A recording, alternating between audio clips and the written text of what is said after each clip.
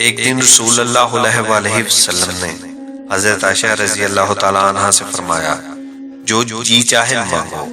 حضرت عائشہ رضی اللہ تعالیٰ عنہ نے عرض کیا، وہ راز بتائیں جس سے تمام گناہ معاف ہو جائے۔ حضور صلی اللہ علیہ وآلہ وسلم نے فرمایا، وہ یہ راز ہے کہ جب کوئی مومن کسی دوسرے مومن کی کانٹا چبھنے کے برابر تکلیف دور کرتا ہے تو اللہ اس کے تمام گناہ معاف کر دیتا ہے اور جنت میں اس کو اعلیٰ درجہ ملے گا۔ جب صحابہ کرام کو یہ معلوم ہوا تو وہ بے حد خوش ہوئے، لیکن حضرت ابو بکر صدیق رضی اللہ تعالیٰ عنہ نے رونا شروع کر دیا۔ صحابہ رضی اللہ تعالیٰ عنہ کو تعجب ہوا، انہوں نے پوچھا، آپ کیوں روتے ہیں؟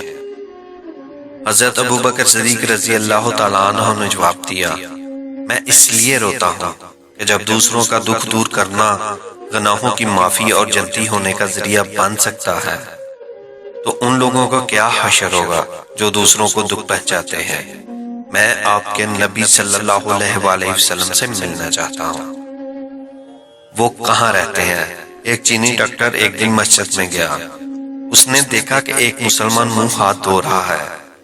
وہ مسلمان کے پاس گیا اور پوچھا کہ جس طریقے سے آپ منہ ہاتھ دھو رہے تھے یہ طریقہ آپ کو کس نے سکھایا ہے؟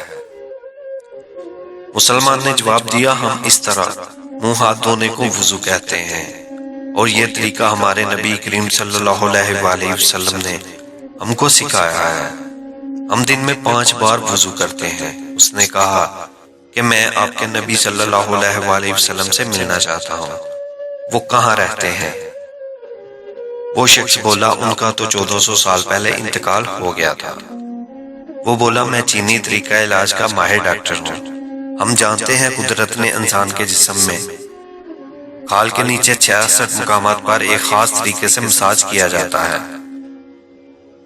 جس سے 50 سے زیادہ بیماریوں کو مؤثر علاج ہوتا ہے۔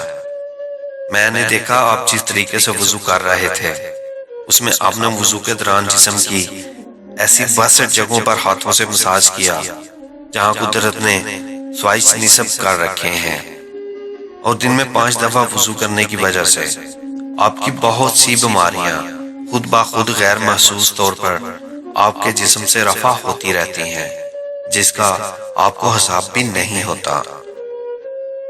میرا خیال تھا کہ جس شخص نے آپ کو وضو کا یہ طریقہ سکھایا وہ یقیناً انسانیت کا درد دل میں رکھنے والا ایک عظیم محقق اور علم طب کا ماہر ہوگا۔ حضرت عبداللہ رضی اللہ تعالیٰ عنہ کی روایت ہے کہ رسول اللہ علیہ وآلہ وسلم نے فرمایا، بندہ مومن جب وضو کرتا اور اس میں کلی کرتا ہے تو اس کے منہ کے گناہ جھڑ جاتے ہیں، اور جب ناک میں پانی ڈال کر اسے جھاڑتا ہے تو اس کے ناک کے گناہ جھڑ جاتے ہیں، اور جب چہرہ دھوتا ہے تو اس کے چہرے کے گناہ جھڑ جاتے ہیں، یہاں تک کہ پلکوں کے نیچے سے بھی نکل جاتے ہیں، اور جب دونوں ہاتھ دھوتا ہے تو اس کے ہاتھوں کے گناہ جھڑ جاتے ہیں، یہاں تک کہ ناخنوں کے نیچے سے بھی نکل جاتے ہیں، اور جب اپنے سر کا مسح کرتا ہے تو اس کے سر کے گناہ جھڑ جاتے ہیں، یہاں تک کہ اس کے کانوں سے بھی نکل جاتے ہیں، اور جب اپنے پاؤں دھوتا ہے تو اس کے پاؤں کے گناہ جھڑ جاتے ہیں، یہاں تک کہ ان کے ناخنوں کے نیچے سے بھی نکل جاتے ہیں۔ فرمایا، پھر اس کا مسجد جانا، نماز پڑھنا اس پر مزید ہوتا ہے۔